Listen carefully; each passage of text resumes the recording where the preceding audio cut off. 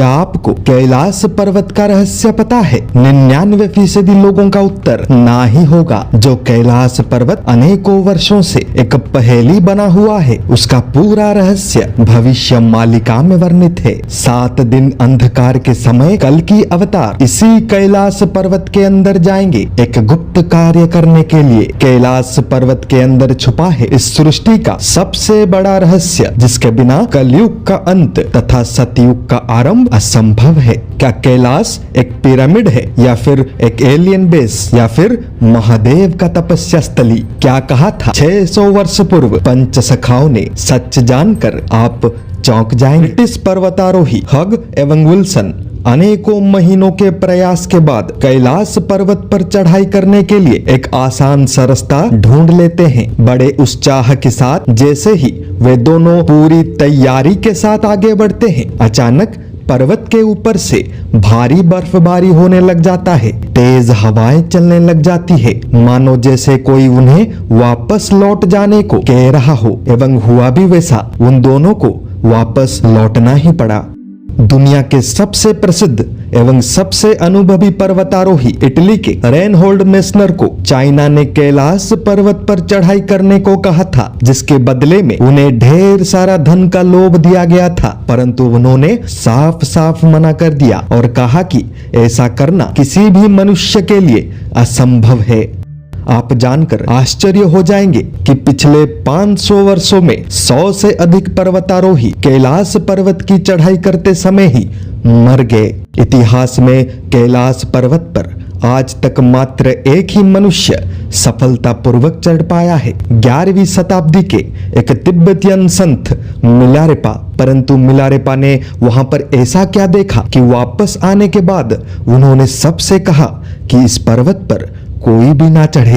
प्रसिद्ध वैज्ञानिक Nikola Tesla को कौन नहीं जानता। निकोला टेस्ला ने जितने भी महत्वपूर्ण आविष्कार किए थे, सबका स्रोत इजिप्ट के पिरामिड्स थे। निकोला टेस्ला ने अत्यंत बारीकी से इजिप्ट के पिरामिड्स पर रिसर्च किया था एवं उसी को आधार करके अनेकों नए नए यंत्रों का निर्माण कर दिया। उनके अनुसार ये पिरामिड्स एनर्जी जनरेटर्स हैं, यानी ऊर्जा बनाने वाले यंत्र, जो कि पृथ्वी को आकाश तथा शून्य से जोड़ कर रखते हैं। चलिए इसको साधारण तरीके से समझते हैं। पृथ्वी एक ग्रह है जिस पर ग्रेविटी ने हम सबको पकड़ कर रखा है, जिसके कारण हम पूर्व से पश्चिम, उत्तर से दक्षिण धरती पर चलकर यात्रा कर सकते हैं। यह ग्रेविटी नामक ऊर्जा हमारे पृथ्वी के अंदर मौजूद है एवं उसी पृथ्वी के अनेकों लेयर्स के माध्यम से चारों दिगों में फैल जाती है। यदि ग्रेविटी नहीं होता तो हम सब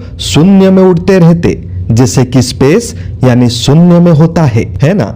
परंतु इस शून्य में हमारे पृथ्वी को कौन पकड़ कर रखा है? ऐसी कौन सी ऊर्जा है जिसके कारण हमारा पृथ्वी एक निर्दिष्ट कक्षा में ही घूमता रहता है? उस ऊर्जा का नाम है सूर्य।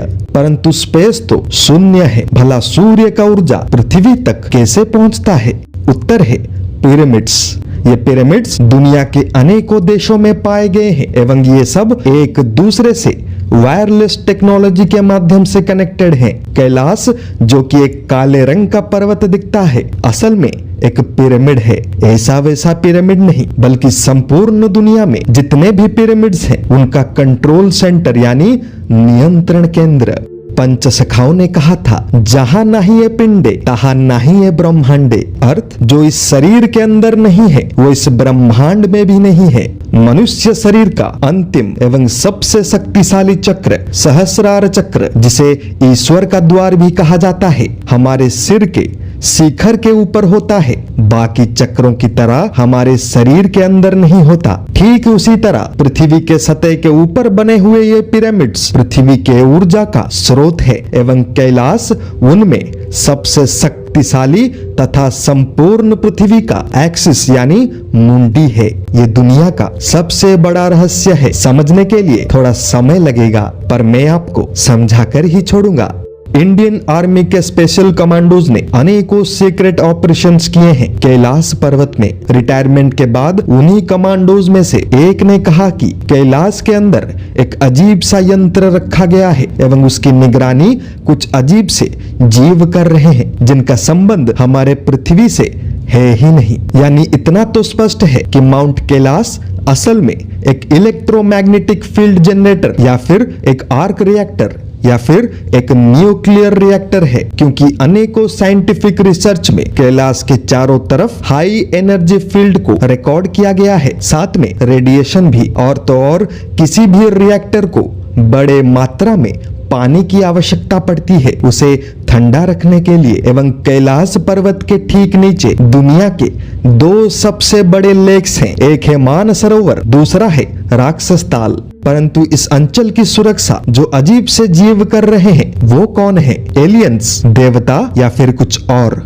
भविष्य मालिका के अनुसार तृतीय विश्व युद्ध के बाद तथा कलयुग के महाभारत के बाद जब समग्र पृथ्वी तहस नहस हो चुका होगा, हर जगह रेडिएशन फैल चुका होगा, पेड़ पौधे जल के स्रोत सब समाप्त हो चुके होंगे, तब इसी कैलाश पर्वत के अंदर कल की अवतार जाएंगे एवं कुछ ऐसा करेंगे कि अगली सुबह जब बचे हुए मनुष्य नींद से उठेंगे तब सब कुछ बदल चुका होगा। क्या ऐसा संभव है? बिल्कुल है। इसीलिए तो मैं आपको एक एक कर प्रमाणों के साथ तथ्य समझा रहा हूं, ताकि आपके मन में कोई संदेह ना आ पाए, चाहे वो विज्ञान के दृष्टिकोण से हो, आध्यात्मिक दृष्टिकोण से हो या भविष्य मालिका में वर्णित भविष्यवाणी हो। कैलाश पर्वत का रहस्य मैं आपको एक अध्याय में समझा नहीं सकता, इसीलिए कल भी ये सीरीज जारी रहेगा। और अभी तो महादेव की कहानी भी बाकी है। आप भी इस परिवार का हिस्सा बने, चैनल को सब्सक्राइब करें ताकि सत्य हर घर तक पहुंच पाए। जय जगन्नाथ, जय पंचसखा, जय हिंद।